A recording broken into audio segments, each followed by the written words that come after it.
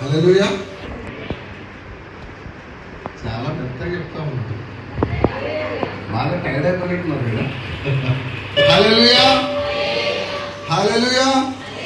దేవునికి మహిమ కలుగును గాక. మరి నాకు ఎక్కువగా ఏ మాట చెప్పడం ఇష్టం అంటే దేవుని యొక్క ప్రేమ గురించి చెప్పడం ఇష్టం. ఎందుకంటే మారనిది, మార్పు లేనిది ఏదైనా ఉంది సృష్టిలో అంటే అది కేవలం దేవుని ప్రేమ.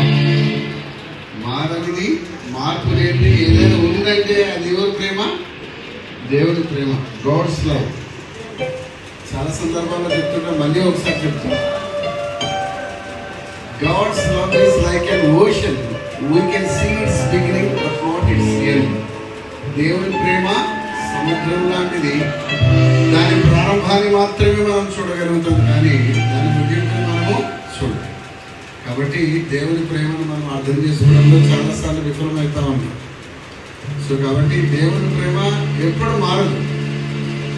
ఎందుకంటే మనల్ని ప్రేమించినాడు కాబట్టి దిగు నుంచి భూమికి దిగి వచ్చినాడు, ఒక మనిషిగా దిగి వచ్చి